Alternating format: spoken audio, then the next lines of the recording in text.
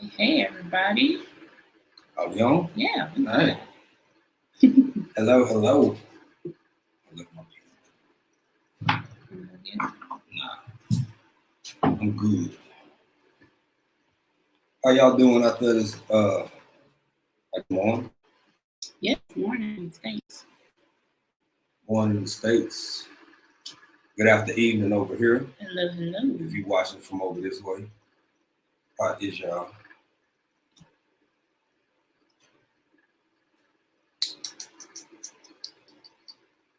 Uh, what we gonna talk about today, man? Man, we are going to talk about. Y'all let us know if anybody out there. Let us know if y'all can hear it. Yeah. I don't know what the volume like. So. Hello, my Renaissance grandma. Hello. How are you? Can you hear us? Okay.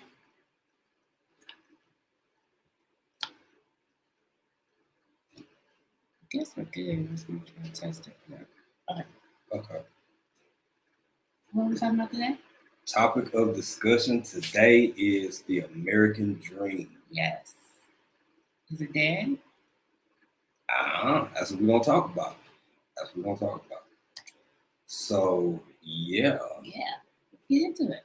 Let's get into it. What are your feelings, baby? What do you think? Yeah, we want to know what y'all think too. But I also want to add, even though we primarily like we talk about farming, we talk about gardening, we talk about like cooking, all of that. The reason we found this relevant is not only because it's like a real hot topic right now, y'all. It's a trending topic, and I see the relevance in it for one, and for two, with us being diasporans, it usually comes up in the conversation. Right. At some point, like somebody's like, "Why did you leave? Mm-hmm. What made it? What made you leave? South Africa. Yeah, why Africa?" Which is a valid question. Right. We actually had one of our subscribers ask us that earlier today. I enjoyed it. I responded to the best of my ability. But we anticipate those kind of questions, right? And we like having the conversation. Yeah, and these are just our opinions. This isn't telling anybody what to do. Nope. Or you should move or anything like that. This is just us sharing our life. Yeah, it's a hot topic, and it is. Everybody's talking about it right now, and it's relevant. It's very relevant. Yeah. So at least to us, it is. At least we think so. Yeah. Oh, Bougie Prepper. Hey, sis, how you doing? Pleasure to have you here. Thanks for joining us. All right. And we got my Renaissance grandma on the chat too, so you act like you got some home training now. Whatever. Being your manners. I know how to speak. Your manners and speak. I know how to act. Respect our, I'm glad I got my guest like host with me here today, because a lot of people like, ooh, I like what she on. Ooh, I like where she at. So yeah. It's today y'all getting the full thing. Y'all getting it from Julius, myself, and from the lovely wife, April. All right. April Julius, aka African Dreaming. AKA African Dreaming. Yeah. And a lot of people, they like, well, which one of y'all am I talking to? When I respond to emails, or when I respond to which kind of things on YouTube? Comments. Yeah. It's usually him. It's usually me, but it could be if it's the cooking, it's probably me. Yeah, but yeah. Whatever. Feel free to say whatever you gotta say. We gonna respond. I will. Yeah. Yeah. So exactly, Bougie Prepper. How did somebody else's dream become everybody's dream? Right. Yo, that's what we want to talk about. That's why we're having this conversation. Yeah. Because it's like that. That's a great comment. You want to set it off there? Yeah, we want to know. We want to know what y'all think. We have our opinions, and there's a lot of videos about this going around. So, do you think the American dream is dead? I mean, like for real? I don't think it existed when we were old enough to be able to buy houses, all that kind of stuff for our parents. Right. I think it was a lot easier. You can have the house to picket fence and all that. One income sometimes would suffice. Yeah. Now, not so much. It's always been an ideal. Yeah. In my opinion, it's always been an idea. It's always been a concept. It's always been something that you strive. Where my hands at? That you strive for. Right. That is like somewhat attainable, right? Like it's right. You ever seen that? This is how I feel about it. And if y'all don't know about now, if y'all never watched any of our videos, we very proud of where we come from. So that's not what we're saying at all. Nope. But you ever seen the little cartoon where the horse is walking and he got the pole on his back and the carrot is like right there, and he keep walking and he keep moving forward, trying to get that carrot, but it's always just out of grasp. Now, some people do. Some people ball out of control. Some people just, I mean, they reach that goal. They keep hitting one goal after the other. Just keep excelling and excelling. Right. But I think those are more the outliers than the general populace, which is why those people who are the exception to the rule continually get put in front of our face. Right. I agree. Because nobody knows Joe that work at the plant. Right. But there's 1 in a million shot that, make it to the league or whichever league, football, whatever, entertainment, whatever. They constantly placed in front of us to say you can do it too. Yeah. Meanwhile, I'm working 12-hour shift. And you feel like you're getting nowhere. And it's like everything's going up, the wages. Rent's going up. Groceries going up. Gas is going up. You need one job to get to the next job. It's like, how can you, how is there an American dream? How can you do all these things comfortably and still be able to save money? I mean, with medical care alone, just if you can get sick and one event can like ruin you financially, and it's a lot going on. It's a lot going on. Hey, Lashes Journey, thank you for jumping in.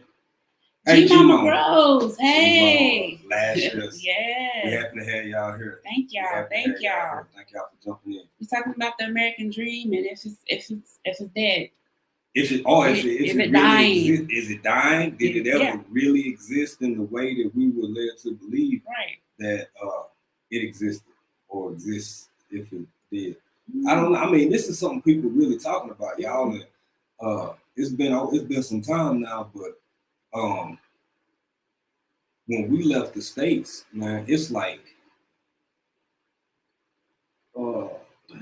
it's some people hurting. There's some people hurting out there. There's some people doing bad. And somehow that just gets skimmed over. Eviction rate. Rate. That's exactly where I was going to go, babe. Yeah. Yo, do y'all remember, let's say a year and a half ago, 2 years ago, this whole moratorium situation and somehow that just went away. Right. It's like when certain, when it quits being discussed in the media, then like, okay, problem solved. It's just no, it's still happening. It's happening. It's still happening right now. Yeah. People are getting kicked out of their homes because they've been so far behind in their rent and their mortgages and things like that because of COVID and because of the pandemic and can't say that. Yeah. Can't say that. That word, that bad word, y'all. That P word. Not that P word, the other P word. Hey, Jules on the Run. Thanks for stopping by. Appreciate you. Thanks, Jules. Appreciate it. And we hollered at everybody last year's journey. Yeah, we don't want to miss nobody. We don't miss nobody. But yo, like for real, and I really dislike the idea. The older I get, y'all, I'm gonna tell you something. Two things I find myself slower to do every day is judge people unwarranted and call people lazy. Right. You don't know people's circumstances, what they go through every day. Yeah. They might drive that Benz, but you don't know what they got to do. Keep it. Or they might have that big old house. You don't know what they got to do. If people are working themselves to death, stress will kill you. Stress will kill you. And not enough is put on that. It's a lot. Not enough. It's like gas prices going up. Everything's going up with wages. It's not a livable wage for people to be able to sustain themselves and their families. So what are people supposed to do? I don't know, but I know the whole idea of an American dream was way more believable. I'm in my 40s, y'all. You know what I'm saying? Like I'll taper out a little bit of the my grades over here, but all the rest of them, look, I'm rocking them joints because I earned them. Mine hitting in the brain. Girl, girl. I earned mine. So I got it coming in here, coming in, and it is what it is. Cause I don't. I thank you. She loved me out. It was believable in the 80s. If you my age and you in your 40s now, and you grew up watching. See, that's why we the way that we are. They call it. See, black people call it by it's the Cosby Show. Yeah. That's what I meant. The Cosby Show. I'm over calling it the Huxtable. Okay. The hook. I mean calling it the Cosby Show and different world and like our parents, their generation, it's like almost unfeasible for them to imagine a world where you don't just strive to go to school, to college, continuing education, do your undergrad, do your graduate school studies or whatever, and keep it going after that. But and student debt. That's what I was amazing. Yo. My mom doesn't have any debt. She doesn't have any student debt. She went to school, and she has her degree, and she doesn't have because she was able to pay for it. You can't pay for school now. People that want to go to school can't even pay for it. And people, it's all a hustle. It is. And yes, Jews on the run, they made retirement even later now. Mm-hmm. I mean, and then you get a fixed income. And you can't even live on the fixed income that you get. No. So there's people that's working older and older in age because they have to. Yes. For real. Before we left, and I'm going to say this too, y'all, I done had a whole lot of jobs in my lifetime. And one of the hardest jobs I've ever had was fast food. Mm-hmm. The only reason I could keep up was because I was young. Yep. You know what I'm saying? I was in like teens and early 20s, still, taking classes, going to school myself. So I could kind of pull it off. Mm-hmm. But if you would look at some of these restaurants now, man, there's people, I'm not going to say to knock folk to their own because you don't know what folk go through in order to make it every day. Right. So it's people in our age and older, and this is their full-time gig. Mm-hmm. Mm-hmm. Yeah. Like this doesn't get discussed enough, in my opinion. Right. And now it makes sense why we seeing all of these videos, some viral, saying what is I'm giving They're up. They're giving up on the American dream. I quit my job. I'm gonna start doing this. People living. Oh, it's a real cool guy. Real laid back brother. I've been following him for a while, checking him out. Van Man Cat. It's van.man.cat. This is one of these nomadic type people. Bro live out his van, and he's not the only one. There are a lot of people. You see people over here, I say over here because in the continent, but on the continent of Africa. But you see people like all over the world and in the States that live nomadically because that last little bit of bread they had. They might have bought an RV. They may have bought a SUV or a van. Hell, even a Prius. And that's what they're living in. And they want to do that and travel the country and do it and be in peace and not have to worry about this rat race we're in, working so hard and it seems just to pay bills. Just to pay bills. Just to pay bills. Right. I'm looking. Okay, so we're gonna check the chat, y'all. Sorry, I'm trying to talk. Bougie Pepper said the real dream is for you to work and be a consumer to your death. You are so facts. Right. Facts, sister. They want you to buy. They give you a stimulus check, and then on the news you see people wrapped around the corner buying Jordans and all this stuff. They ready to give it back. And that's their business. That's their business. That's their business. In fairness, it is. But I like what you. But they bank on it. They bank on it. Exactly. That's what they want you to do. And it happens. Yep. It happens. Yep. Consumerism. Consumerism is I don't want to make this a wonky conversation, right? With a whole lot of figures and numbers and all of that. But if y'all get time, if you don't already know, I'm not gonna cite sources. Just go check for yourself. The entertainment is probably one of the U.S.'s biggest exporters. I'm that kid that was 18 years old, just old enough to work, like in the plant with all the old heads, working the 10-hour shifts, working the 12-hour shifts, listening to the old cats talk about how things are changing. And this was 20, like 20 something years ago. Right. And these were men, because it was mostly men, I'll be honest, in the industrial, Southern typical plant, just imagine welding, warehousing, that kind of stuff back in the 90s. And these were men who had like 2 or 3 kids. Their wife was, stay at home mom, raising the kids, and they made it. Man, them days over with. Been over. They over with. And, I mean, for people in our social class, right? Typical middle class like Americans. I guess if you in another echelon of society, you could probably pull that off. Yeah, how much of that is very left? Wealthy people, but the wealth gap in America is huge. I mean, there's really, really, really, really wealthy people, and then there's a lot pretty much everything else. Yeah, everything else, everybody else struggling, trying to make it.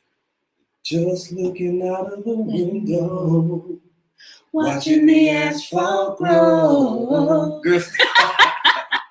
Hey man, I'm for real. You're ready for some good times, boy. I don't know how good they're gonna be. It's real. But it's real over there. It's real over there. What is it? Yeah, that's okay. Maybe stand up. Absolutely. Yeah. Absolutely. Yeah, for real. I agree. 100%. Right. Like and I don't like. Or they make you forgo your real dream, chasing what they think it's supposed to be. Or that. And many of us fall into it because, like, many of us fall into it because it's like, G Mommy. We just be playing. We just fooling around. Because what else we supposed to do? Right. If everybody telling you, the whole world, everybody around you has conceptualized what the right way to live and exist is, and when you start to break those patterns, you judge for it. You judge for it. Yeah. You can be ostracized for society, which is kind of what happens anyway if you don't follow the normative social dynamics and social roles that we are conditioned to believe and fall in. And man, that's a hard way to live. And I want to go back to something you said a while ago that ties into this whole American thing, dream theme, baby. And is it dead? How's it going? What's going on with it? Stress. Yes. You said stress. I'm a Southern cat, man. I'm you know what I'm saying? I'm a big stocky dude. There's a lot of talk about what you eat and how you eat. There's a lot of talk about exercise. Both things should be watched, monitored, and do the best you can with what you got to work with. What else talk about? People, there's just things that lead to less desirable health conditions, right? That's what I'm getting at. I don't hear enough talk about stress. Right. I do not hear enough talk from the I won't say the powers that be, but the people with they usually tell you what to think. Talk to you about how stress really impacts your health, your mental state, your overall sense of being. Stress is killing people. Yes, it is. Yes, stress is killing people. And for those who have wondered, in addition to us coming here to have, own, and operate our own small business, however small it may be, we still growing, we still doing things. Yes, Nicole Rose. Hey, I Nicole just did a Rose. video about managing my stress. Absolutely. It's important. You have to. Hey, Nicole, have thank you to. for joining us. Thank you so much. Yeah, stress is killing people. Mm-hmm. You know, I'm not saying walk around eating pork chop sandwiches, you know what I'm saying, for breakfast, lunch, and dinner. Like, that's not going to impact you. But when you live in a constant state of stress, a Mm-hmm. constant state of worry, Mm-hmm. a constant state of you continually getting cortisol dumps, like your stress hormone is like at 100, and you wonder why you can't sleep worth a damn. You wonder why one day you can't eat at all. Yeah, your body's getting used to that. You're training your body. You're training your body to live under stress all the time, just constant stress. Everything is just, everything is stress. You condition to live with levels of stress that you like. We're not supposed to live like that. No. So, have we made concessions after being here in East Africa Mm-hmm. in Tanzania? We love, not for everybody. We ain't tell you how it comes. Nope. But it comes with its share of hardships. Right. But as it stands, there's no perfect place. But the peace, mm-hmm. child, man, babe, just I it's nice. It's nice, and we have our issues, right? But overall, as a whole, we talking about two young people, and especially y'all, we not parents, right? We not parents, so folks would think that life is just the greatest, most easiest thing in the world for us. And man, if I didn't have a kid, I would do this. I'd be here. I'd be that. Like, no, it's hard. It always look different when it's somebody else. Exactly. And our stresses and our stressors were just as great as any. All we did was work. That's all we did. Work. All the time. What's her name? Sanov put out a video. Mm-hmm. She was y'all check her out. Yeah, check out great Sanov. Content. Touching on this subject, and she made a point, like 2 ships, and these are the same things that we literally said as we sat down and decided, okay, we got to do something different. Right. As a family, we sat down and was like, bro, I remember when we kind of solidified the decision, and he was like, babe, what are we doing? Mm-hmm. I was tired. It's just the stress, and depending on what kind of job you have, the stressors of that. I was supervising, and when you supervise people, their problems become your problems. So that's even more on top of you. You have to figure all this stuff out, and constantly getting called. People constantly want a piece of you. They constantly need this, constantly need that, and it's a lot. It's very, very stressful. Yeah. And that's just work. That's just work. That's not at home life. Right. At the time, before we came here, I think in a perfect world, most people would love to have an aging or an ill parent, or maybe even a parent that's in a position of maybe like hospice care or something like that. In a perfect world, you would love to just have all that time at home and all that time togetherness. But my wife and myself, we took care of my mom in that stage of her life, and one of the hardest things I've ever done, not only because of the situation that we've ever done. I can't say out on this, but wife, held it down. But when you have to work so hard that you don't have time to have those moments with people that you love in those types of instances, that started clicking for us too. That kind of put something on had the wheels are turning, like, all we literally do is work. Just enough to pay bills and get back to work. Yep. That's a hard way to live, man. And then when we would take time off, it would probably be like Not even time off. You know, you have like a 3-day weekend because a holiday fell on the weekend.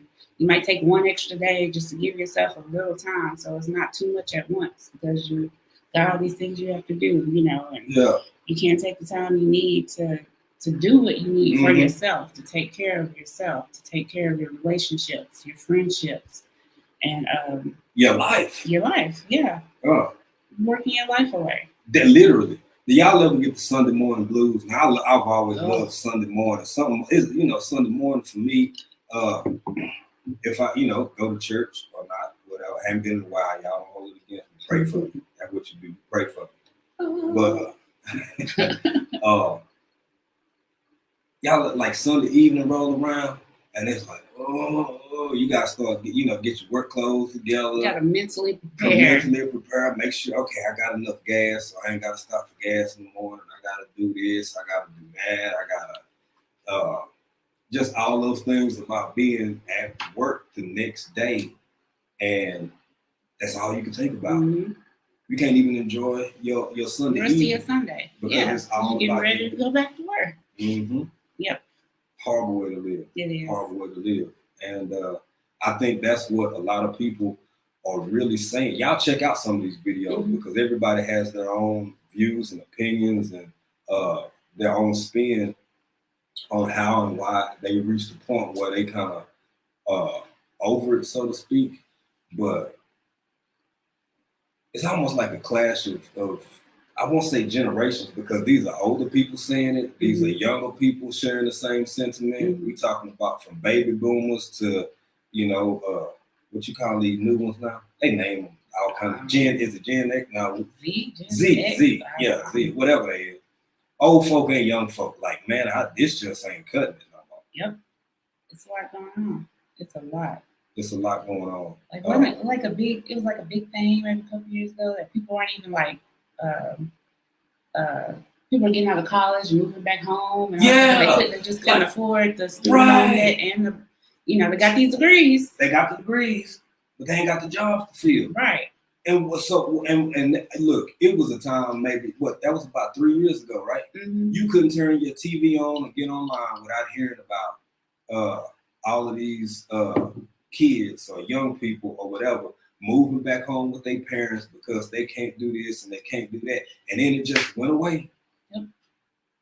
The media stopped discussing this issue, stopped discussing these subject matters. And just because the conversation went away doesn't mean that it stopped, that the issue itself went away. Right. So now we 3 years later and you got a growing swath of people saying, man, where's this dream I'm supposed to be a part of? Right. I got $63,000 in debt. And for what? I got a degree, but where's the? Yeah, I did all it for what? What am I gonna do? I have to work for the rest of my life. Yeah. To pay this debt off. Yep. And I can't find a job. And if you do find a job, it will never be comparable to the amount of debt you accrued over the course of obtaining your education. Right. Everything's going up with wages out. Everything's going up with wages. Yeah. How can you make it like that?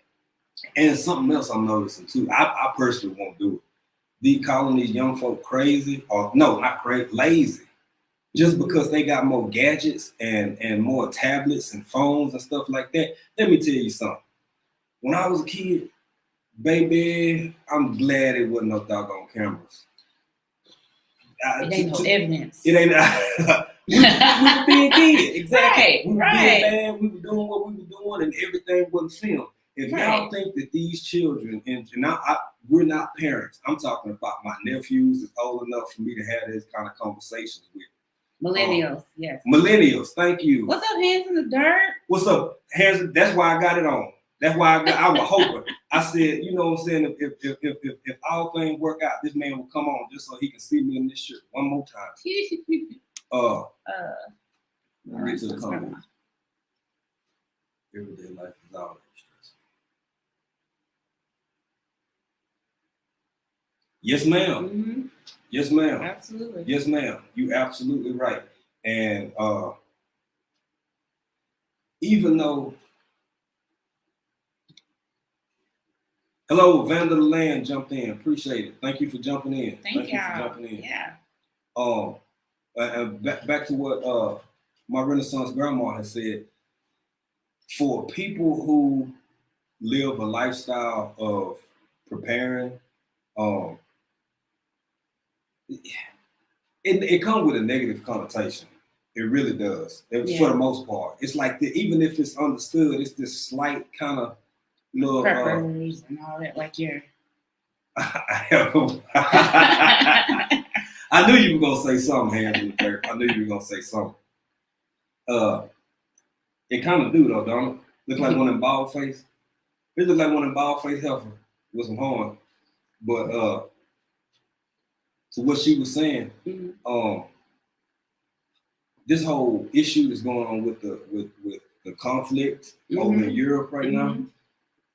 Don't folks who keep extra beans and bottled water and sardines look a little less crazy? Right. Every day. Now, 4-5 years, people growing. Say this at our age because we, my wife's a young woman. I'm a little bit older, y'all. So even in our age group, you kind of get a side eye, or folks will think you a little crazy or a little this or that, or ain't nothing gonna happen. There's plenty of stuff in the store. You ain't got. You see them empty shelves. Hey, y'all been finding the crackers and something.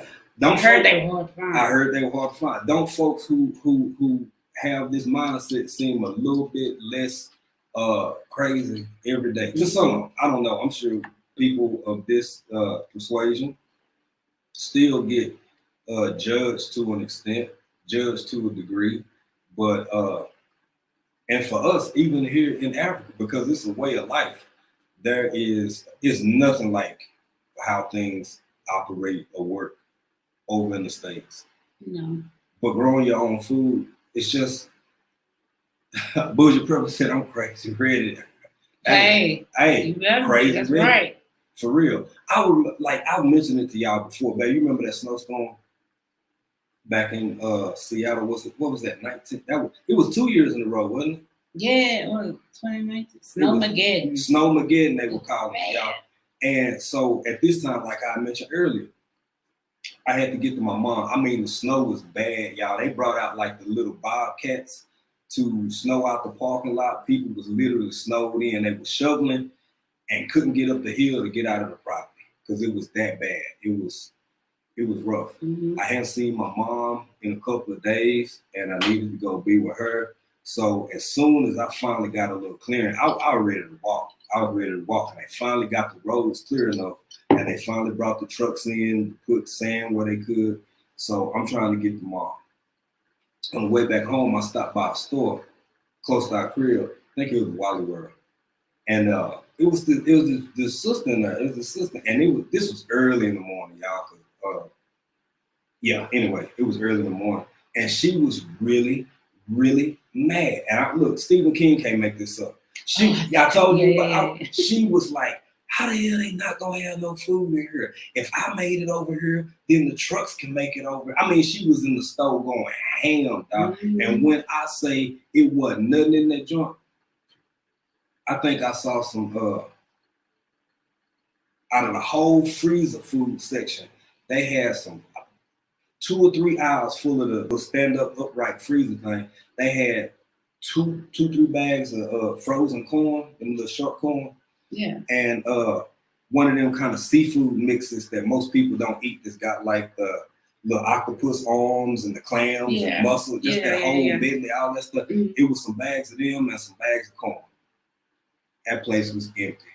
Bread was gone, eggs were gone, sugar was gone. I was out. I think I went over there looking for some pork rinds. I'll be honest, you know what I'm saying. I was looking for the pork rinds and some something else. But anyway, she literally said, like, how can this happen? How can this happen? If I can get here, how come the trucks can't get here, and why we ain't got no food? And I didn't offer much conversation. I just went on about my business. But the fact that so many people still kind of have that casual approach, and it's not just about, that's a great preface. But what about just for an emergency? Right. Some people don't think like that. They don't think because it's America's the land of the excess. Everything. You can find whatever.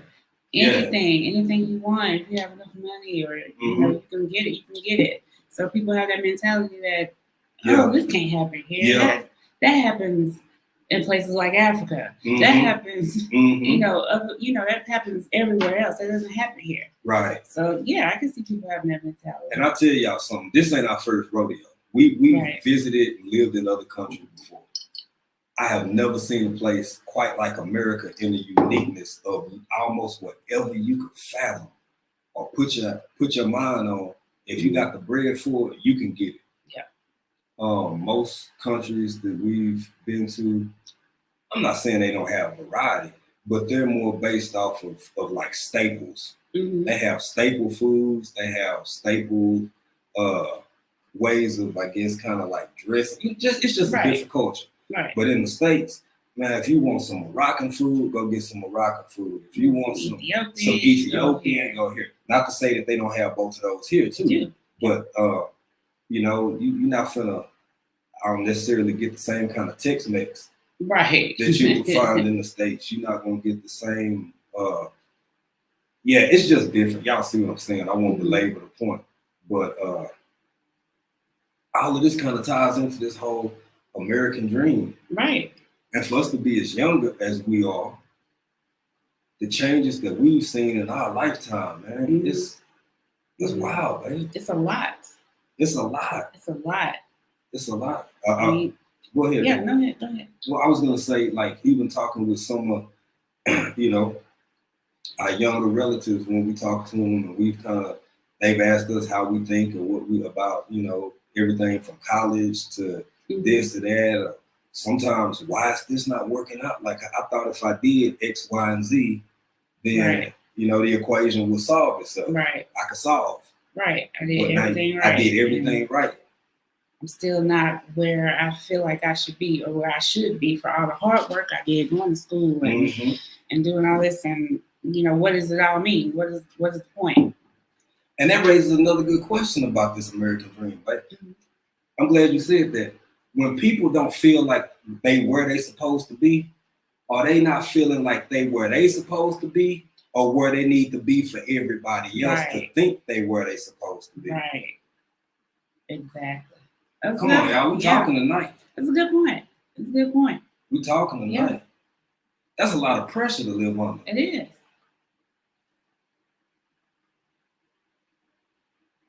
All right, hey, appreciate it, brother. We appreciate it. Yeah, thank you for stopping by. Thank you. And send me some of them purple hugs. For real. Ooh, some purple hug peas. That sounds good. It does. It's cornbread. It's cornbread. My thumb already hurt though. And shelling peas. Yeah, we grew up doing that, boy. Shelling peas and trash bags full of. You put it up there? Yeah, absolutely. I hear people say they always say something's going to happen and it never happens, so no need for me to prepare. Yeah, we've heard that too. Mm-hmm. We've heard that too. They don't believe it. What they say? Don't believe fat meat greasy. Yeah, I know for a fact it is. And I'll tell you something else. When it comes to this, right, or at least this is just my impression. Look, we so past the point of trying to tell folks what they should do. If you see what we doing and it move you to kind of do the same or take the same mindset, then that's great. But to what she said, like if nothing happens, you just got some extra food. Right. That's it. You got some extra food. You ready. You good. Yeah. No, I could see if he was like really pushing people to like invest in something, right? But it's food. What's wrong with having more food in your house, just in case? Just in case. Food, medicine, water. Mm-hmm. Oh, by the way, bougie prep. We got to catch up on you. I got to catch up on you over the weekend, and as much as I could with the time afforded me, and you Great video on the solar. And that's something else that I think is a worthwhile investment. As people can afford to do it little bit by little. But I've been through enough. We've been through enough to know that if you can get it, if you can have it, try to get it. Yeah. And you know, it ain't gotta be like super duper. We talking about enough to like keep your phone going. Yeah, just because you got a call for an emergency or something, you know. Right. You might read 2 or 3 books and feel like you just want to watch something on your computer. You need to recharge your laptop. Right. And you know, if you solar requires the sunlight, so when night hit, you could be using all day to charge your batteries. So you don't have to bump around. Free. And the sun is free. Last time I checked, unless they can start charging. They might. Just saying. Oh, you are. They charge for water, and that's free. They do, don't they? You can't even catch rainwater. Girl, we ain't got but 9 subscribers. Don't get us took down talking about stuff going on, girl. But it is, that's a real thing. In some places you really can't even catch. Girl. Now let's stick to American Dream, honey, American Dream.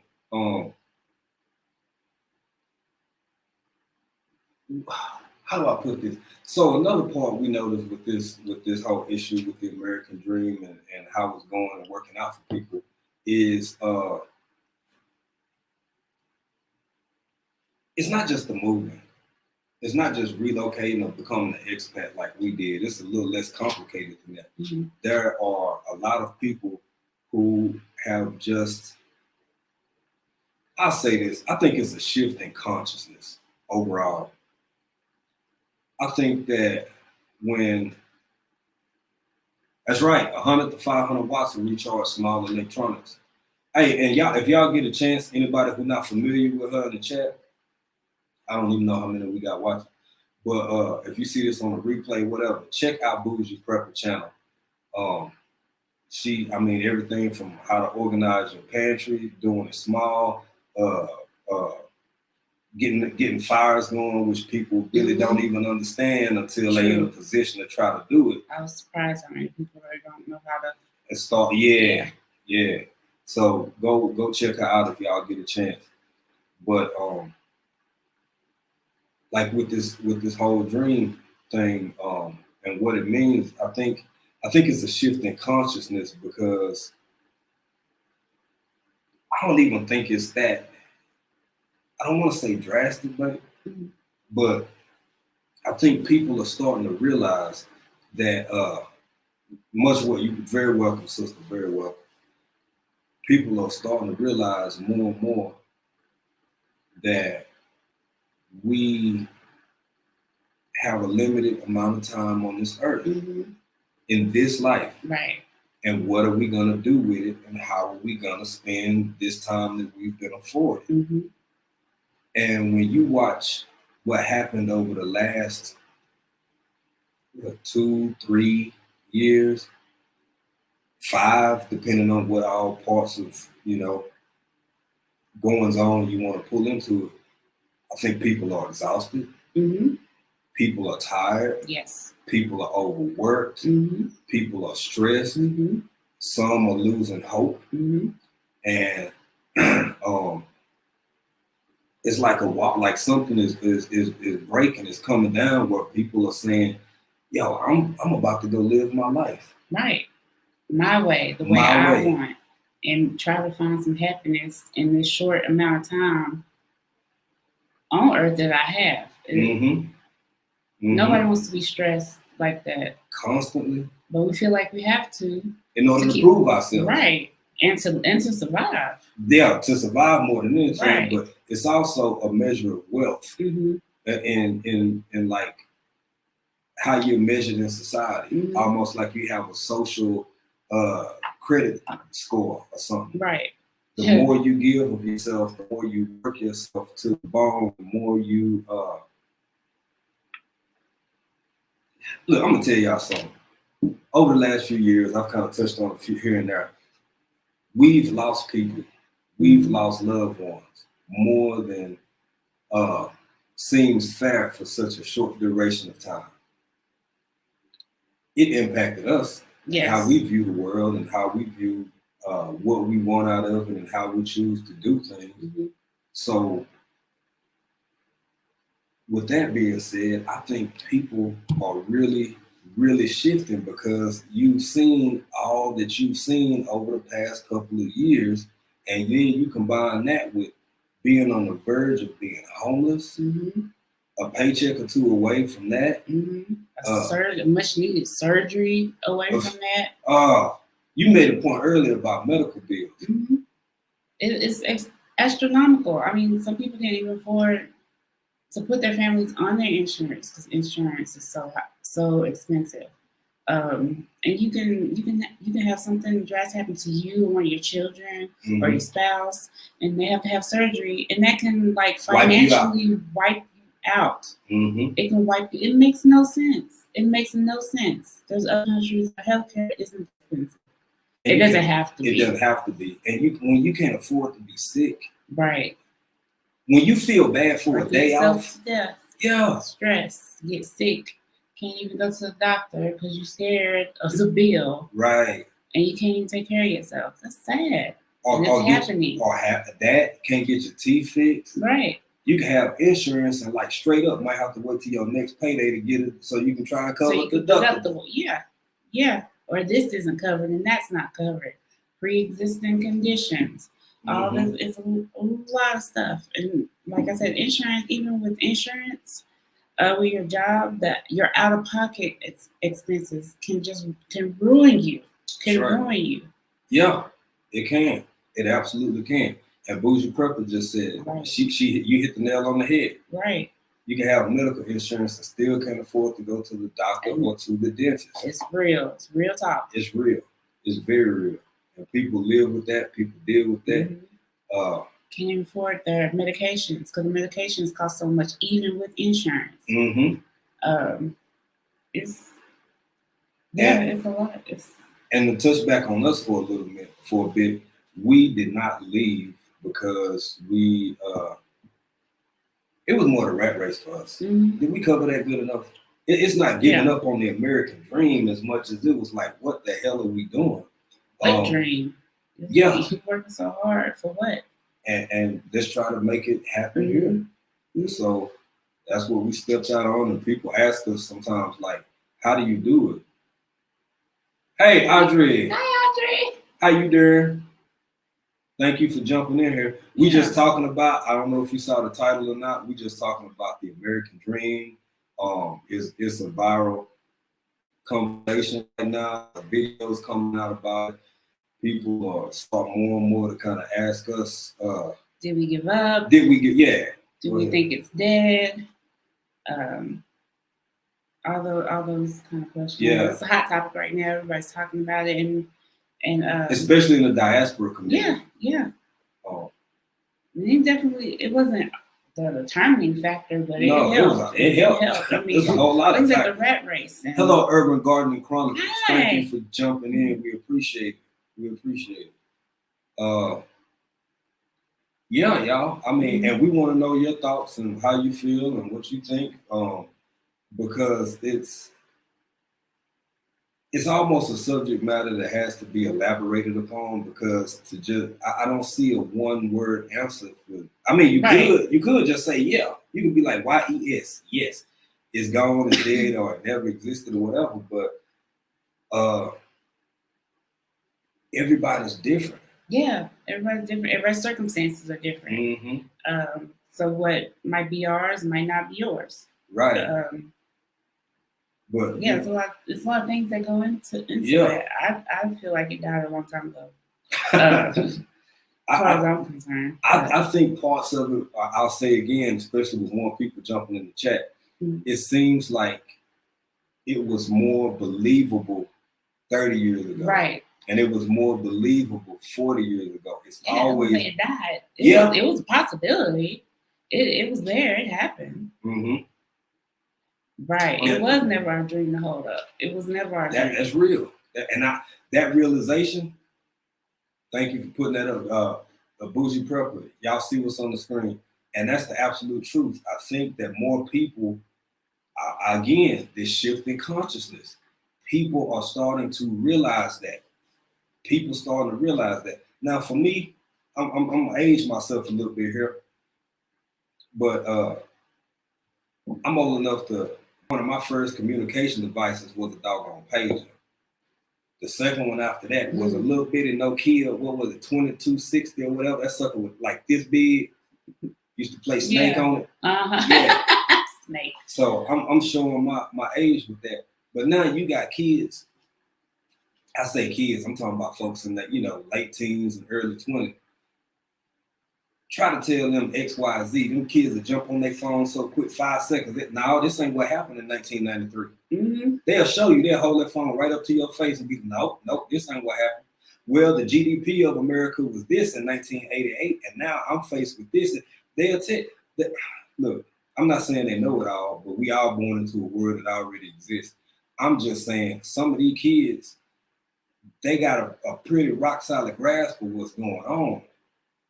And I think it's getting to the point that can't be denied, but it's not just the youth. There are also people in our age group and higher that are saying the same thing. The same thing. I'm tapping out. Yeah. Audrey Willis said, the American dream was never mine. I always tried to focus on my dream and what made me happy. That's a great way to live. Absolutely.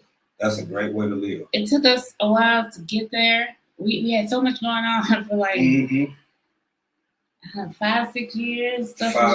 It was a lot. A lot going on. It was a lot. And we couldn't focus on what made us happy. We had to do what we had to do to make sure everything was taken care of. What do you call it? Adulting? It was adulting. We went through this real big patch of just hardcore adulting. Yeah. And at the end of it, on the side of it, it was like, you know what, babe?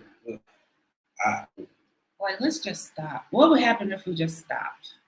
What would happen if we just reimagined how life can be like in its entirety? Right. And without all the stressors. Yes. She said, you weren't the only one. I had landlines too. Yeah. Yeah. Man, you know that feeling when you get your own line in your room or whatever? Yeah. Yeah. I still remember my number. You can't explain that to nobody. It's folks who don't know what a landline is, who probably never experienced one, but never seen a rotary phone. Finish your homework and then get on phone 3-way. Call, man. Then your mom pick up, get off my phone. Yep. In real life. That's what I'm saying. That's change right there. Y'all both young, G Mama said same. Okay, yeah. Y'all young ladies. What was, did you want to go to another point? Go for it. Go. I'm talking with you. Well, talk with me then. I am talking with you. You talking with me? I got you. Well, these is just points. You know, I know. These are few random points here. But, this is kind of, look, do it or not do it. It's a movie I watched a long time ago called Happy. That's the name of the movie, Happy, Happy. And it's kind of hard to explain. It's a documentary style movie, but it's definitely probably in my top 20 of all time because it's a little bit ahead of its time, even though I know it's not original. Like that ain't the only one that's ever been put out there of that genre. But I think people starting to choose happiness. I think people starting to choose happiness over a whole lot of other things because that's what we did. Stress killing people, right? Mm-hmm. It's been killing people. And the whole idea of someone being basic because they want simplicity is, I think that frame of thinking to an extent. I mean, it depends on your maturity level and what, how you kind of move and operate in this world. But I think even that is starting to lose some of its oomph because a lot of people are fighting to survive every day and it's getting to the point I think where it's not as easy as it used to be to like have a facade, so to speak. Do y'all remember about 2 years ago, maybe a little less, a little more, somewhere up in there about when the that thing that the thing, and like everything was shut down. Do y'all remember seeing these lines of people in going through the food lines? Nothing wrong with that. Nothing wrong with that at all. But what you call them, baby? Not pantry. Food banks. Food banks. I'm sitting in. I'm up in. We in the Northwest. Hello, Angela's Canvas Delight. Hi. Thank you for joining us. We appreciate it. We glad to have you here. These food banks, and like it was cars lined up. They showed like Dallas. They showed Houston. All over. They and showed some of the New food banks Jersey. were running out of food because there were so many new people that were in need. In need. Right. Y'all, people have not gotten over that. Again, I say that especially for the new people jumping in the chat, just because the news or mainstream, whatever, stop talking about stuff doesn't mean that it goes away. Right. Mama Girl said some of those lines were blocks long. Yes, they were. Good, exactly, G yes, Mama. I'm glad you remember. Yeah. And bless everybody who had to hit them up. And that's what. And something else that I'll mention from that. Yo, these wasn't all what people call beaters and little raggedy cars. It was Benzes in them lines. It was Escalades in them lines. Pickup trucks and little cars and big cars and all, later model vehicles. People have fallen on hard times, and we've watched what's transpired. Right. So many businesses that just couldn't recover. Small moms and pop shops that just couldn't recover. Thank you, baby. That falls right into the theme of this whole American dream. Could you imagine if you had worked 15, 20 years building your business? Right. And something like that just wiped you out. Completely? Yeah. Completely? Yeah. That's why you see Walmart still standing. You see Target still standing. Lowe's was open. Lowe's, all there, but these small little mom and pop joints, gone. Look, they could not recover. Could bounce back from that. Right. Like that's a direct reason. And I'm glad you brought that up, baby, because that's a direct, like, it ties directly into why some people are saying, I can't do this no more.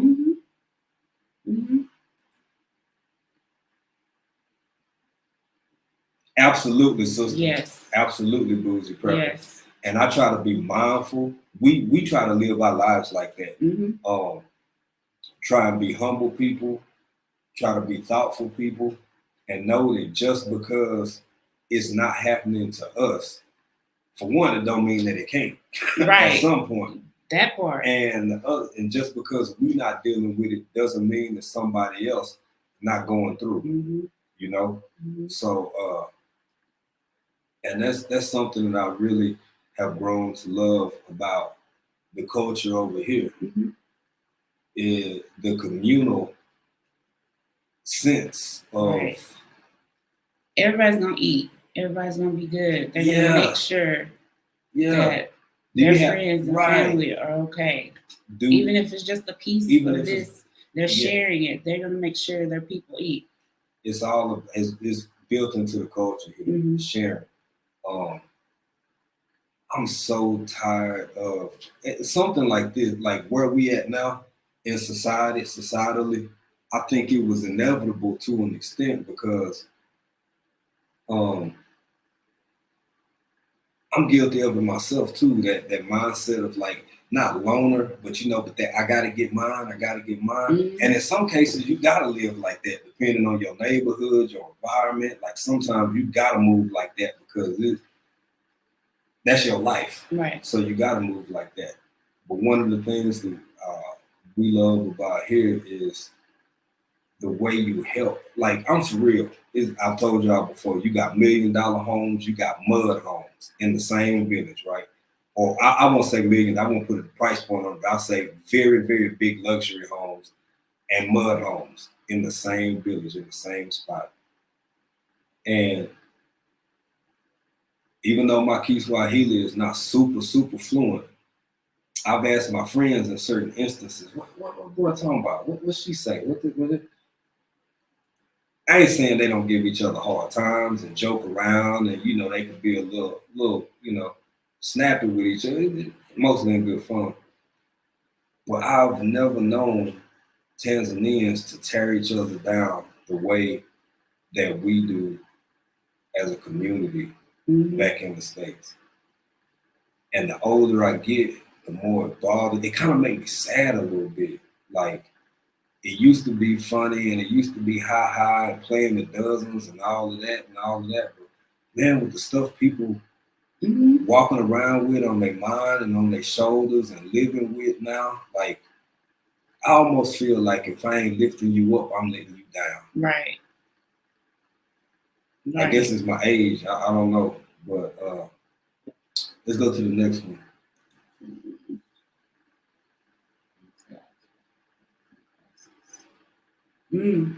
Yeah, thank you for sharing that, Audrey. Thank you for sharing that. That's exactly what we're talking about. Yes, it's hard on these on a lot of these businesses. It's so hard to keep the doors open. Yep. After shut down, and some people just aren't feeling safe enough to even go back to work, go to establishments, and go back to normal living. I mean, there's no normal. Right. If that's over, I don't think that's coming back. Yeah. As far as not that norm that it once existed. I think that's game over for that. Right. And something else that ties into not being so quick in to call people lazy. Have y'all ever seen some of these videos with, we talking about just a everyday average grocery worker or person in the store or something getting completely like handled and kind of roughed up and treated however by maybe an angry patron of whatever company or industry or store that they work at? Man, these people not trying to deal with that. You talking about for the mask? For a mask, oh, yeah. Man, for whether you're for it or against it, like, that's not my point. My point is these workers, man, they just trying to make a living in many cases. Yeah. Wow. Let's see. Oh yeah. Oh yeah. That was the thing back out our way. Why is that illegal if you want to help somebody? Because if you bought that food, you prepared it, and you want to give it to somebody else. Why is that? Why is this? Because it is. It's backwards. It's backwards and it's sad. Yeah, thank you for that, G Mama, because in our area before we left, they had started imposing like city ordinances in different parts of like Seattle metro area. And you can't just willy-nilly go around passing out food no more. Right. And like you said, in the Seattle area, all those tent cities. Oh man. Yeah. Look, y'all, when I say it progressively, up until the time we left, it progressively got worse, like under I-5. When you're going through that little area downtown, when you first coming from like North Seattle, y'all headed south towards like the airport and South Seattle. It was tons of tent cities, just homeless. Under bridges. Everywhere. For on miles. Sidewalks. Miles. I mean, the American dream was and I don't still existing, but things happen. You don't know what happened. They, vets and all kinds of people, all kinds of walks of life. Yeah. And it can happen so easily. Yeah. So easily. Man, thank you. Those people aren't lazy. Those people aren't crazy. It was just one probably one big financial something, a health crisis, anything, just or a mental or break. a mental break, something just change their circumstance in their life forever. Mm-hmm. And that's all it but takes. The American dream is still alive. That's all it takes. Yeah. I mean, I don't think any reasonable and prudent person really thinks, and maybe some do, and they entitled to have their opinions and their beliefs. But I could never. Now that I'm old, and when you know better, you do better. Mm-hmm.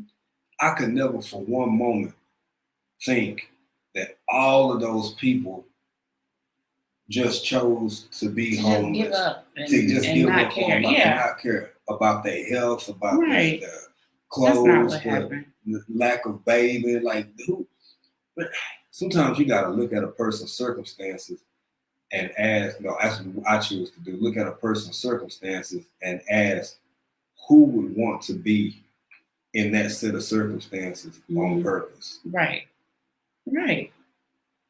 And when people finally do break, I mean, when you see somebody in that situation, unless you want to have a sit down with them and talk to them, their life could have been everything the opposite of what you see a year or two ago, because it happens just that fast. Yeah, in a blink of an eye. The right, wrong thing can happen to anybody real quick. Real quick. Paycheck to paycheck is real. Jules Online said, plus in America, nobody owns anything. So if you do go through a mental disaster and don't pay, those people will take your house, your car, your dog. You so right. You so right. Absolutely. Real talk. Yeah. Real talk. You don't own anything. You don't own anything. Those are facts. I said, I forget who it was. It was an old meme I saw a while back, and I had just had a conversation with somebody else about this, and I was like, man, this is timely. To each their own. I feel like I'm passing through. I've said before, I feel like, I'm a soul, I'm a spirit, I'm energy, having a life experiencing life in this physical form. But I'm so much more than that. We are so much more than that. We almost lease everything. I'm glad she brought that up, because ownership, man, I mean, define it. Not even just by location, but when you start to think about the American dream, let's talk a little bit. We ain't got to stay on the long, but gentrification. Gentrification, grandma done been in the same house for 47 years. All these people come and want to spruce up the neighborhood. Put a Whole Foods in. Yeah, and then price grandma out the neighborhood. And an artisanal cheese shop. Yeah. And, now I've been there 47 years, but the thing is, the taxes went from $800 a year to $8,000. Grandma on a fixed income. Everybody looking at, well, if her kids was together, if her kids was together and if they had planned for this, can we stop blaming people? I believe in personal accountability to an extent. That's not what I'm saying. But when you talk about how do you maintain against an entire structure, a system, we're not talking about one person you trying to get right or two people you trying to get right. Grandma and Papa done spent 47 years building and trying to do what they could. Kids trying to do what they can do to help. But man, from 800 to 8,000, that's a big jump. And like you said, on a fixed income, how can grandma afford that? Her and Papa together can't afford it. Worked hard for their home. And in an instant, gone. It's gone. It ain't nothing you can buy or acquire that they can't take away. Whoever they is, there is nothing that you can really have in this realm of existence that can't end up being somebody else's. It just is what it is. Yeah. It just is what it is. And I think people are waking up more and more and more to this realization and to this reality. And Bless those who do. Because it requires that you step out on faith. Even if you're not a religious person, if you're not a, go ahead. You're right. Spend 30 years to pay a home, pay it off, but don't pay those taxes and it's gone. Yep. It's gone. Yep. It's always a way they can snatch it away from you. It's always a way. You can pay your doggone car off. Baby. So I have 2 cars, y'all. One of them, look, I don't know that's specific to my area. I don't know what it was like in the rest of the country. But, tabs went up. Tabs went up in a ridiculous way. So even though you done paid for your car, when you got to get that joint registered and it was some crazy stuff. It was a lot of legal people petitioning and doing this and doing that because like our tabs was hundreds of dollars. Yeah, it was ridiculous. And the year before it was like it wasn't hundreds of dollars. It wasn't hundreds of dollars. We opened it like what is this? And it consistently continued to rise and rise. And rise and rise. Same thing with our auto insurance. You know how back in the day, folks was like, "Oh, I can't wait till I'm 25." We from that era, y'all. We from that era. You get 25, your rates go down. And I ain't had no accidents. I'm safe. I'm good on that. Every year, anywhere with no accidents. Good and seasoned drivers, both over 30. For the past 6-7 years, babe, before we left, last 6 or 7 years, our auto insurance went up. It started $12 to $16. Last 2 years, I think it jumped up 18. Just kept going up. And we called, and I called more than once. Like, we talking to each other, like, yo, what is, okay, bro, tell me exactly what the problem is, exactly what. Oh, well, in your area. It's the area. It's the area and the state. I'm like, you got to be kidding. So, and I remember one of the last time I called him before I just accepted the fact we had to pay this. And I was getting a little angry. But I remember asking dude, because the last person I spoke with was a gentleman. I said, man, so when does this stop? When does it stop? Yeah, like what's the cap? What's the cap? Reached it yet? There was no peak. There was no end in sight. He didn't give me an answer because he didn't have one to give. I ain't, go ham on him or nothing because man at work, he just trying to pay the bill like we are. But if everything keep going up except pay, how are people to survive? It's American dream to speak of. Everything go up but your wages. Yeah. And we're not this is not about bad. Look, I'm a Southerner. I got on my Texas shirt right now. It's not about bashing the states.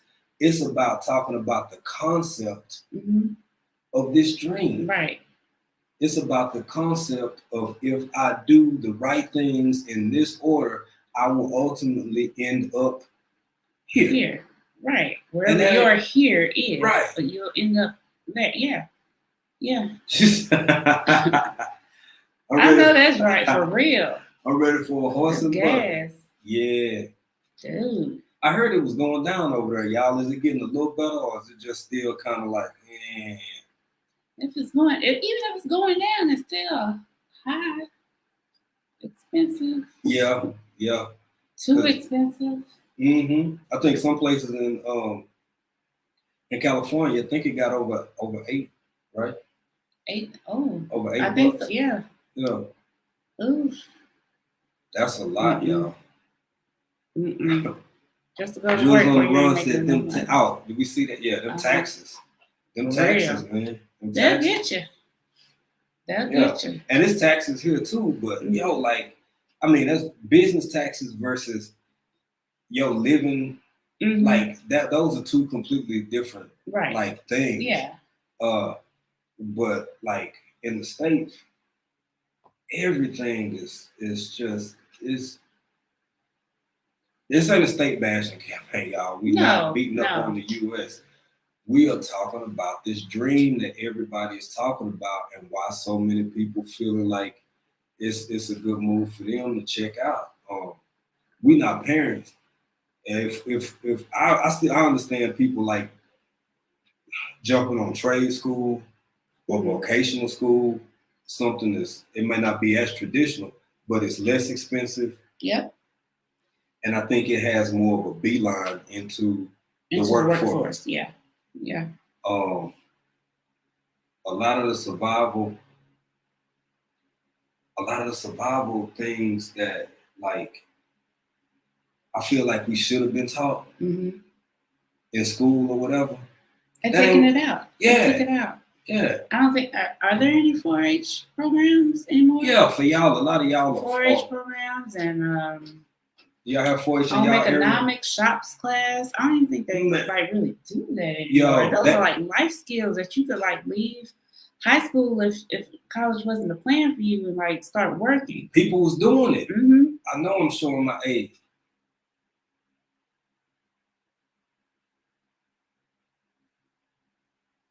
Oh yeah. Some of them, yeah. A lot of them. A lot of them. Yeah. Thank you for asking. Yeah, thank you. Yeah, wood shop. Mm-hmm. Like you could take wood shop. My elementary school had a whole wood shop and like elementary?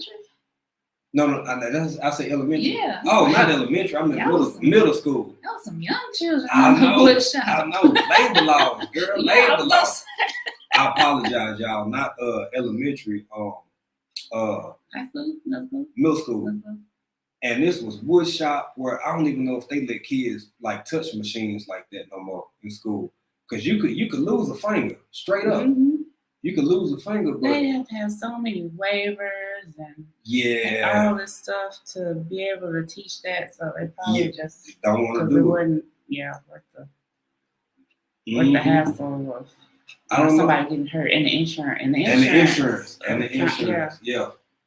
Insurance programs like that. So I don't know. But I mean, those were life skills that you would be able to use. They're life skills. They're life skills. And Booty, put that up there. Please and thank you.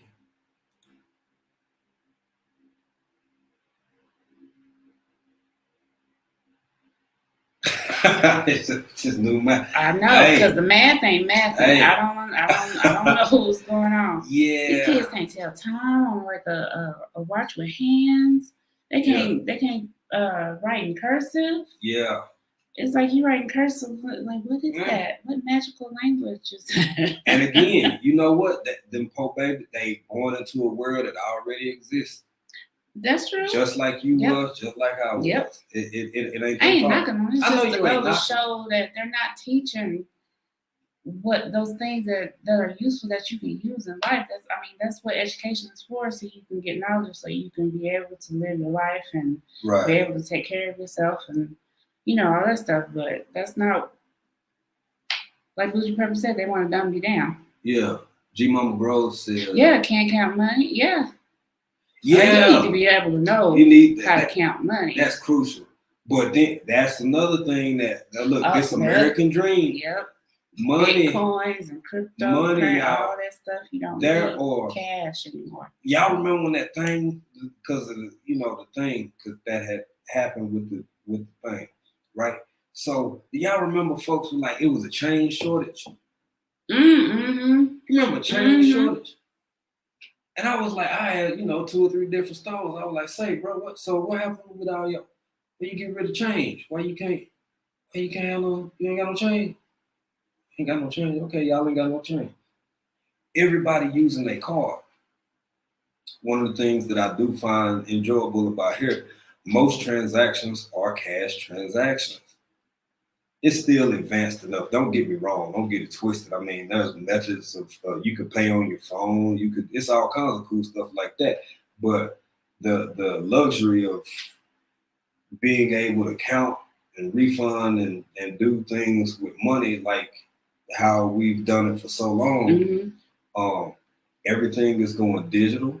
I'm not knocking it because we use not digital currency, but if you're paying for anything via the internet, using digital currency, them's is ones and zeros. Mm-hmm.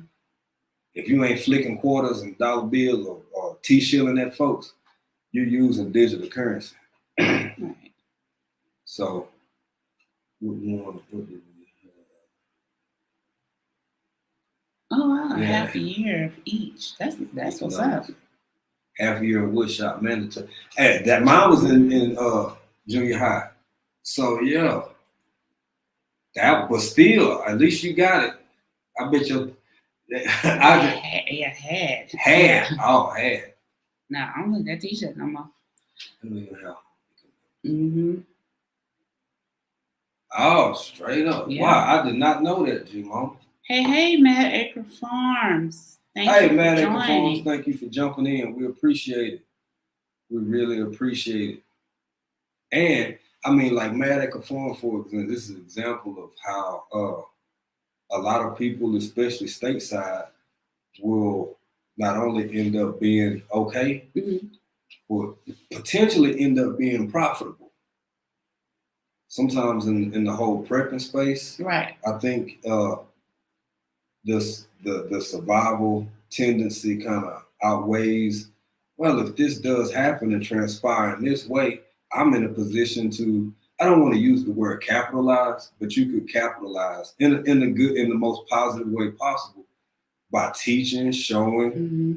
and having things that others don't have because they didn't think to have it. I highlight them because they have such a big Mm-hmm. space, such a big area, but I think everybody on here could probably end up in that position in some kind of way. Mm-hmm. Well, they already are with their own channels of giving information and spreading Right. information about gardening and prepping and just all the things that they're doing on their channels. That's education right there. That's education. Absolutely, I agree. Richie Rich, Jamaican Kitchen. Hello. Richie Rich, thank you for jumping in. Thank y'all for jumping in. Yeah, thank y'all for jumping in. We know what you meant, Audrey. We know what you meant. Yeah, we got you.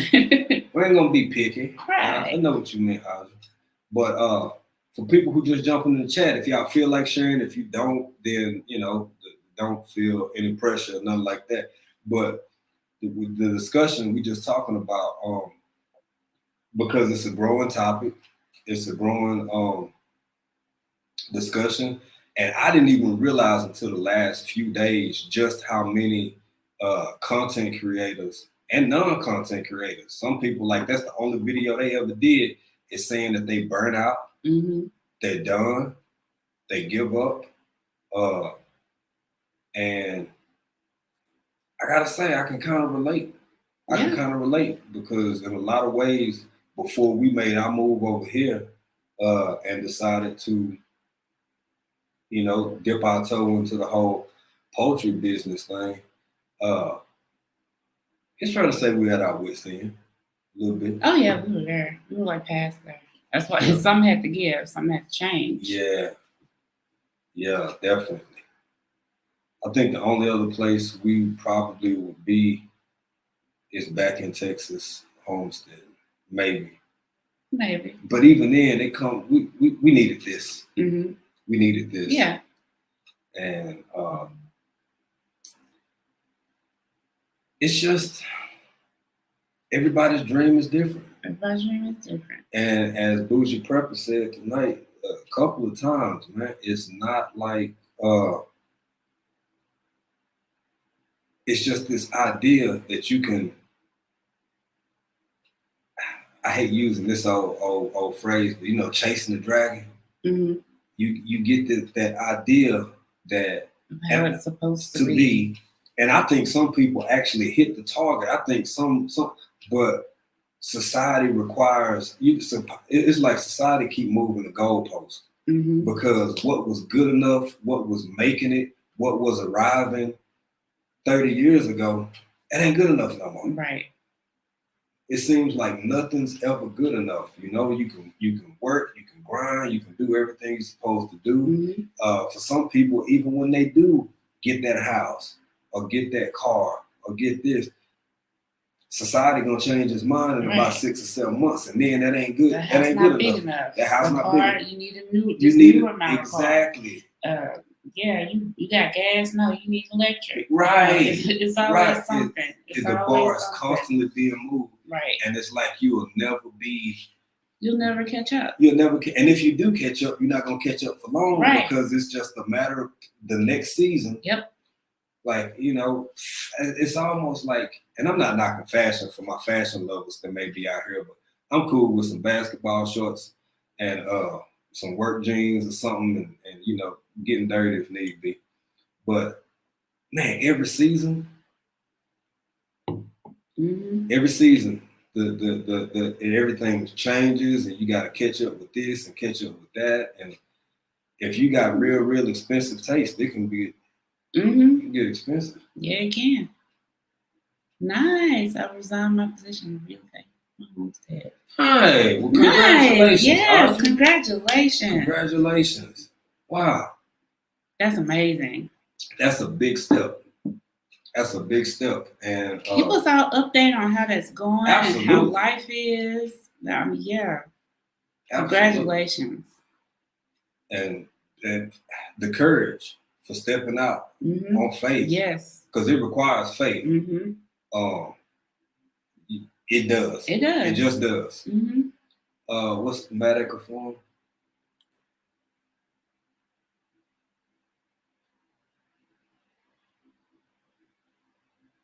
Yes. Yeah. Yeah. Absolute same.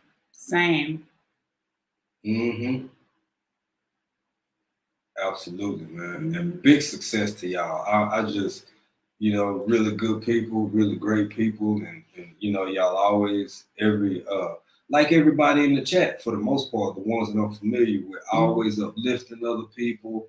Right. Always showing love and being encouraging to each other. Teaching, showing. Yes. That is y'all energy is real. Y'all helping other people eat. Learn how to grow their own food so they can eat, take care of themselves. Absolutely. We all learn from each other, and that's amazing. It's beautiful. And keep it up. Exactly. Please keep it up. Be not discouraged even when it get rough, because they get cold where y'all. It get cold where they at. And like I said with like G Mama had dropped something earlier. I hope you don't mind, G Mama on the gram. Making her own spray that she put on, like her own compound that she put on her plants and stuff. Oh, nice. That's teaching. Yes. Everybody's teaching you. Bougie Prepper with the solar and just ways to organize and stack and rotate and make sure you purchase what you like and stuff like that. So that energy is real. Yes, it is. And when you help and you show and teach, now you know what I'm saying, I won't necessarily do it for you. Right. Because if I do it for you, then you ain't really getting it. You don't know how to do it. I'd rather teach you how to fish. Teach you how to fish. That part. All you gotta do, get you some seeds or some sprouts. Take this little finger right here, if you ain't got no stick, and you a hole, and put that seed in there and put some water on it. You hope for the best. Like Stacey said, put them in the dirt. And as you advance and grow, then you will get into other methods of, best kind of fertilizer, a little bit of this, a little bit of that. Right. But again, I'm in a completely different climate from East Texas, y'all. So we got to do things different. Hey, microphone. Hey. How's it going, fam? How you doing, kind sir? All right. Nice. Working in the yard. That's all right. You've been getting it in. Yeah. I hope you ain't had no more issues. I saw your other video the other day about them little two-legged rascals. So I hope all is well and you ain't had no more issues, brother. And everything is going swimmingly. And you can see the topic of discussion for tonight, which has been a really good discussion overall. Yeah. We're going to start winding it down here in a little bit.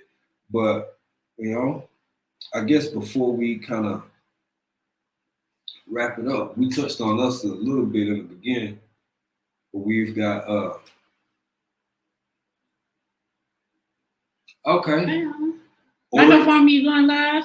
You going live tonight? I think he go like 8 hour time. I think. Oh, okay. And what you finna do with Oreo and Marshmallow? Marshmallow and Oreo. Yeah. Microform. Y'all usually on Tuesday, Microform will go up a little bit after us, like 8 o'clock out, 8 p.m. our time. So I don't know where it is for y'all, wherever y'all at in the country. But if y'all get a chance, I'll slide on over and check out Microform. Yeah. Oh, you putting them out, Microform? Come on, what they do? Must have left pellets. 1 p.m. Eastern time. So you guys make sure you head on over to Microform. Yeah, 1 p.m. Eastern. Check him out. Got some good info. He does like a Q&O. It's a Q&O. It's a neat way of doing it, responding to questions, because, you know, Microform, he kind of in the game deep, man. He got like 6 projects going right now, doing grows in different ways, everything from fence to straw bale to a lot of different projects, man. My man got lots of good information. Lots of good information. Get down into stuff that I necessarily don't, even if I had access to it, I'm not gonna get what is it, the 5? Anyway, y'all check him out because he breaks down like the chemical compounds and yada yada yada. I'm going over here. I use boo boo. Be it cow or be it chicken, we use boo boo. Period. And hope for the best. And things are growing. They are growing. Things grow. They are. So I mean, hey, it's working. It's rainy season. It's raining. Yep. Things are growing and looking good. Yes. That's it. There you go, man. Sometimes that's what you got to do. Just put them seeds down and see, and just hope for the best. Yep. See what happens. But yeah, y'all, just back to this American Dream thing real quick. This whole conversation, this has been our thoughts, our discussions with each other that we sharing with you, our reasons why, because we've received inquiry of the more we kind of grow in this whole YouTube thing, people want to know. So they ask questions like, why Africa? Why Tanzania? Why and the part about the American Dream part. What made you leave? What made you right? Yo, life is real. That's why. And that's why. Yeah. And we want to see Africa. We've been a couple other places. But we really want to come here, and like Julia said, life's short. We had a lot of loss in a short period of time, and it kind of puts things in perspective. Like, yes, what are we doing? We're working so hard, and there's so many things we want to do that we have to put on hold because we're being responsible and trying to chase this American dream, and have the cars, have the house, and do all that stuff. And it's like it's not worth it. We want to travel, we want to see the world, we want to eat different foods, different places, live abroad meet again. Different people. Because living abroad is an experience, no matter where you go. And it ain't for everybody. It's not for everybody. It can be difficult. It can be intimidating. But please continue.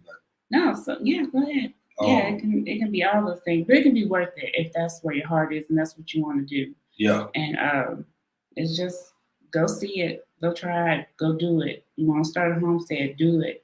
You want to plant some stuff you don't know anything with plants, do it. Get on YouTube, check out Microfarmer, check out Everyday Life of the OCD shit. Check out Hands in the Dirt, Mad Acre Farms, Bougie Prepper, G Mama Grow. Check all these channels out, and they're dropping gems, and they're helping you to learn to be able to feed yourself. Well, how can you go wrong with that? Right. I mean, seriously, like if you just sit back and really think about that approach, how can you go wrong with learning how to sustain yourself and your family? Exactly.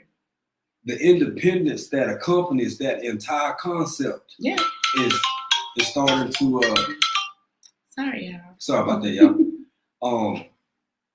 It's gaining traction. And I don't think, look, the whole idea of prepping and being a prepper and homesteading has been around so long. I don't think this is a fad. No. I think it's growing in popularity because some people see the necessity in it, but I don't think this is a fad. I think, oh man, thank you. Thank you. Thank you. We appreciate that. Absolutely.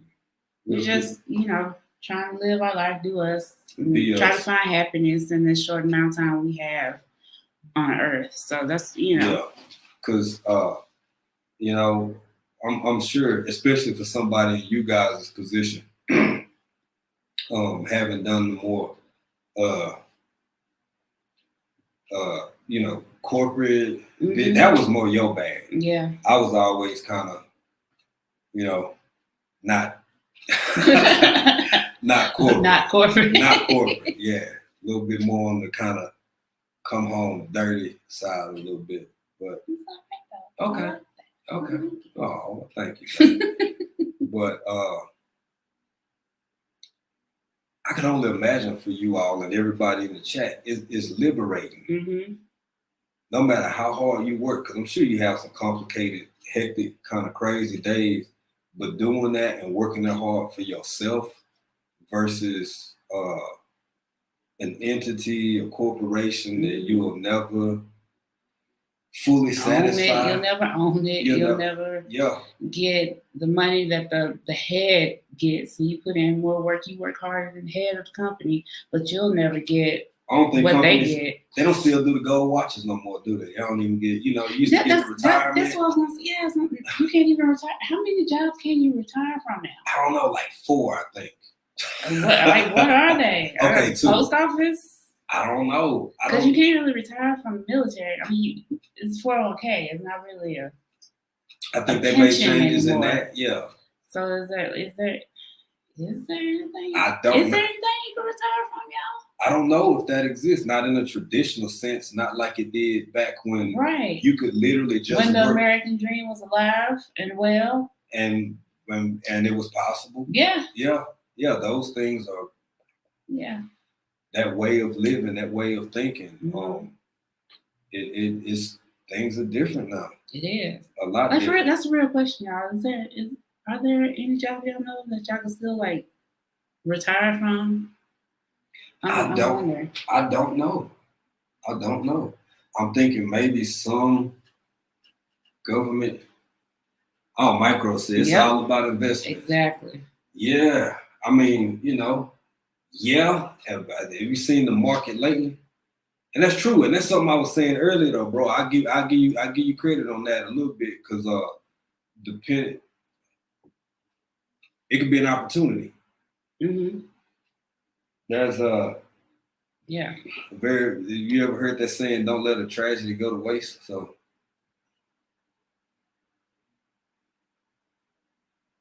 whatever money you have left, microphone. If you got it like that. If you got to get some gas to go to work, you might not have, nothing to invest towards this thing. You might have to get you a weekend job to get enough gas and make sure you can get to the other job that you get the investment. That part, yeah. I retired at age 46. Nice. That's a blessing, bro. Yes, it is. That's what's up. Congratulations. Yes, it is. Congratulations. That's all right, man. So you retired too. I wish. I wish. Shit. I'm retired. Okay. I'm retired. Okay. Kind of, sort of. I am retired. Okay. Okay. What else we got here? We good. Yeah. But yeah. So, and kind of like she was saying, to touch back on that real quick. When you start putting it all together and put it in perspective, you realize that all you really have is time that you have right here. And it's something so fulfilling about, even though it's hard and it's difficult and expensive. And if you start a business, you're putting out way more money than you getting in unless you use investors. But we doing it ourselves and it's hard. Yep. It's hard. And work from New York Transit and invest all my overtime.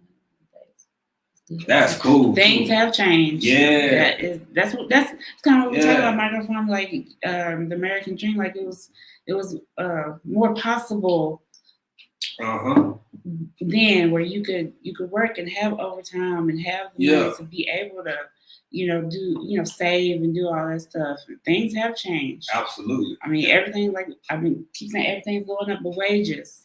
Right. So it's hard to do that now. It's possible, but yeah, good move on you. A great move on you. And I tried that, man. But like 08 really opened my eyes to a lot. I was still a lot younger back then. Didn't know as much as I know now. And at the time, I worked for a really good company. And we were both, once I got vested, I upped my percentage, man. I was like putting in as much as they would let me put in. And then, 08 happened. And lots of change. Man, it hadn't been economically. A lot of things haven't been the same since, and a lot of people since that time frame have actually been alluding to that we would deal with a lot of what we're dealing with right now. It took a while, but it's here.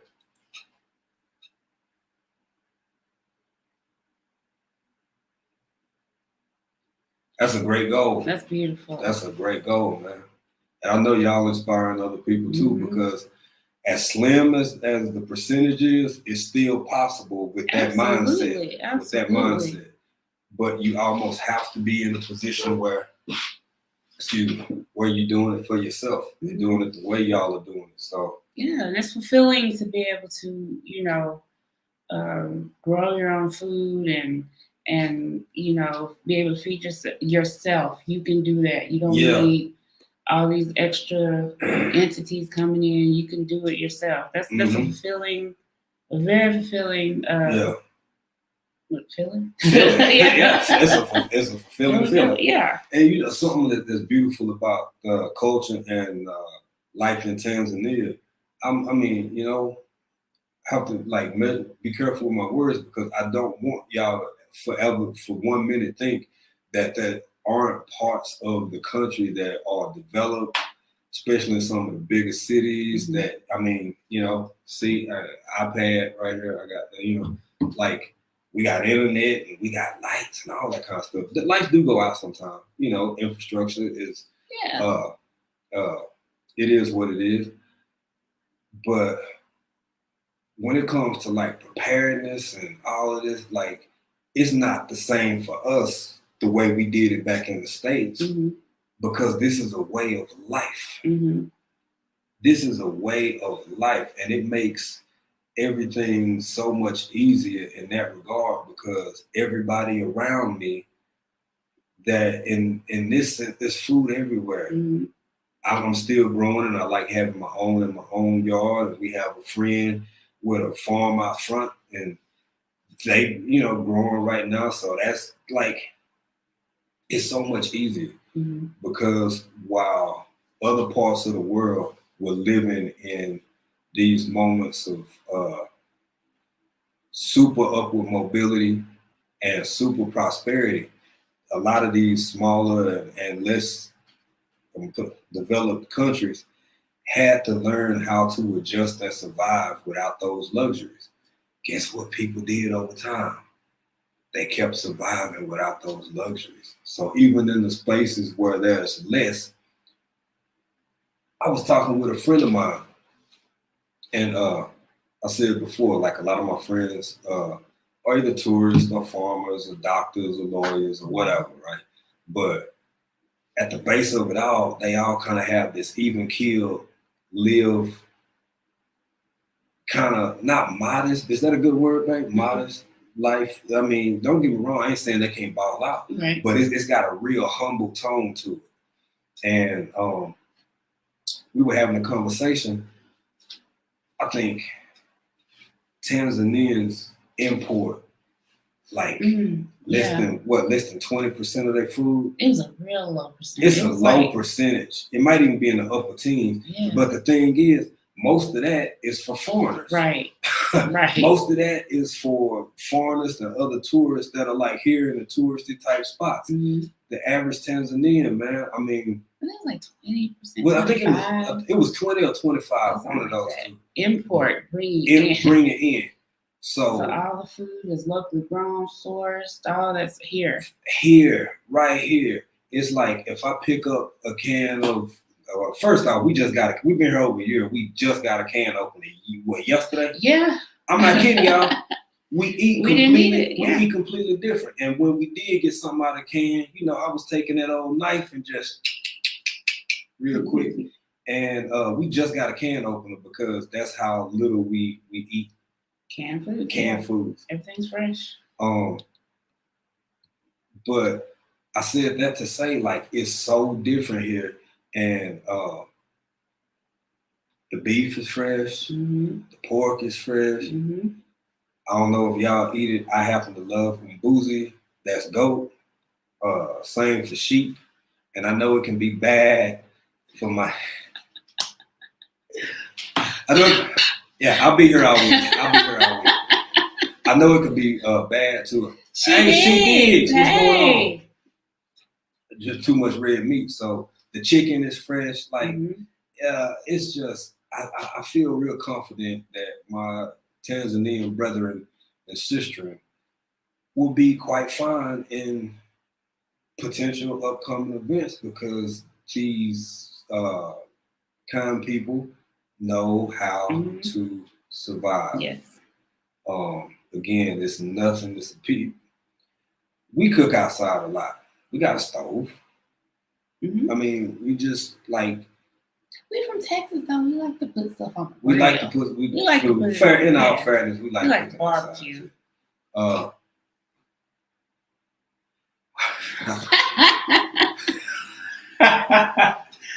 hands in the dirt and jump back in. Hands in the dirt and jump back in. I wore this just for him. Might wear it next Tuesday too, just because. He said that before we got live. I did. I'm gonna wear my Texas shirt again. Oh yeah, I said I'm gonna wear my Texas shirt again, just in case Stacey on here, just in case.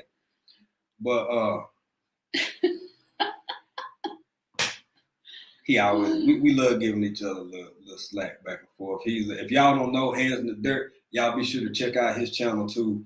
Hands in the Dirt, man. Yeah. Great guy. Yep. Great guy. Content. Great content. Look at you. Y'all look real close. Oh, thank you. Thank you. We appreciate it. She loves me. Babe, can you believe it's gonna be 20 years? It's gonna be 20 years. Oh, wait. In like 2 days. No. It's tomorrow, y'all. The 24th. Don't let her tell y'all when our first. The 24th. We went out on Thursday, March 24th. Oh. It was a Sunday. Okay. 2000. Okay, whatever.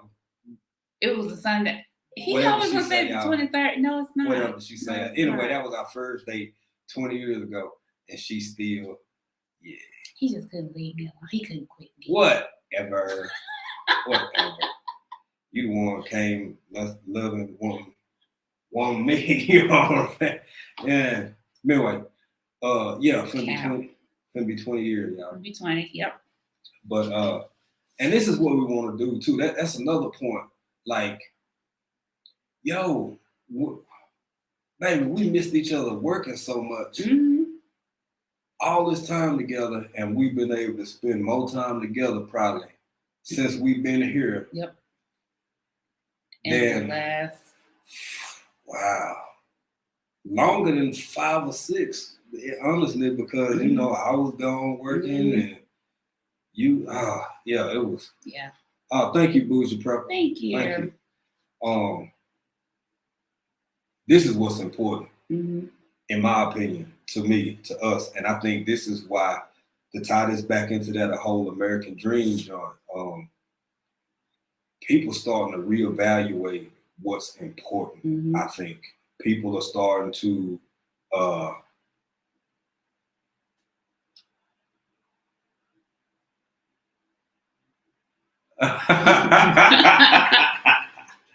y'all see here. I'm gonna put that up there in a minute. Hello, Lavender for Luck.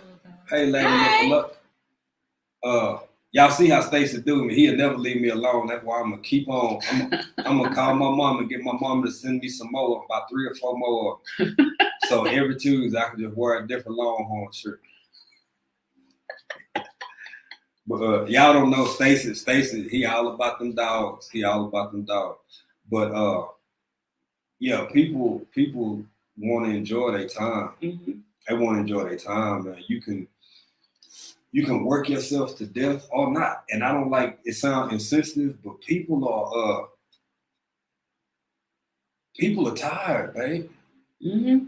People are tired. And you give so much of yourself. Y'all, you give so much. Y'all see some. I'll give you an example. Thank you for that. Vandal of the Land. Thank you. Appreciate you. Hey, thank you, Vandal. We appreciate it, Vandal of the Land. Thank you. Chicken Man over there, Chicken Guy. If y'all get a chance, slide over and check out. I think Microformer, I think you mentioned him in the live. I can't remember before. He was in the chat or something. Mm-hmm. But yeah, check out Vandal of the Land. He's been real supportive here lately. Mm-hmm. Yeah, Microformer finna go. Yeah. Oh yeah, no, right. Yeah, we're gonna jump on over here so we can watch you. So yeah. Yeah, we're gonna watch you too, man. It ain't 8 o'clock yet. It might. I don't know what time is that. It ain't 8 o'clock. Let that man go live if you want to go live. Yeah, Micro, you finna go live right now, bro? You finna go live right now? Yeah, we can. Yeah. Yeah. We head on over to Microformer. Yeah, y'all head on over to Microformer. We're gonna finish up this last point here and just say, and you offer yours too, baby. Right. Y'all, I don't think that I think that when the whole concept of the American dream was conceptualized, in all fairness, initially it wasn't intended for everybody anyway. And then from that point, it grew into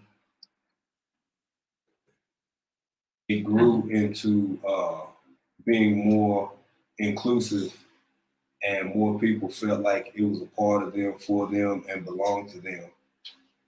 And from that, it somehow it kind of dwindled down and became stagnant, and it didn't happen overnight, so it won't be fixed overnight. Proud Texan here, wish and want all the best for the country I'm currently in and the country that I'm from, because these are two places where a whole lot of people I love happen to be. Facts. So on that note, that's been our experience with, around, and about this American dream. Yep. And we hope y'all enjoyed it. Yeah. Thank y'all for jumping in. We really appreciate it. If you got time, please y'all jump on over to Microformer. Check him out. He going live with his Q&O. We're gonna take a little break real quick, fast, and then we're gonna slide over that way and check him out too.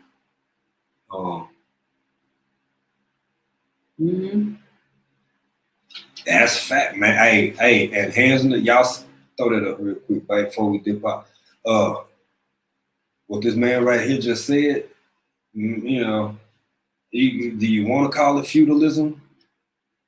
Because you kind of could in some ways, but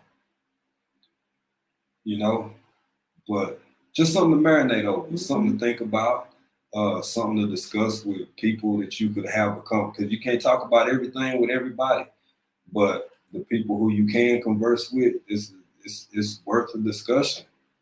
And the biggest part of it is, if you believe this to be true, what you gonna do about it? Right. What can you do about it? What's within your grasp and within your control, that you can make your life and your short time in this existence a little bit happier, a little bit better, a little bit more peaceful, and a little bit stress-free and sustainable. Because I'm telling y'all, man, stress is killing people. Yep. Stress is killing people. Look, You got anything else with you? I agree with everything you said. Yeah, no, Okay. I'm good. Well, look here, man. Y'all have a blessed, safe, happy, wonderful. What a Tuesday day over there. It's Tuesday night for us. We're gonna have some adult beverages. We're gonna have some adult beverages, more likely than not. Yeah. Oh, it's likely. Yeah, let's go. We're gonna go have us an adult beverage and check out Microformer for a little while and then get into some other endeavors. But as we always say about this time, y'all. But what we gonna be doing? You know what we're gonna be doing. What we gonna be doing? We're gonna be in country. In another country. Peace. We're out. Y'all take care. Be good.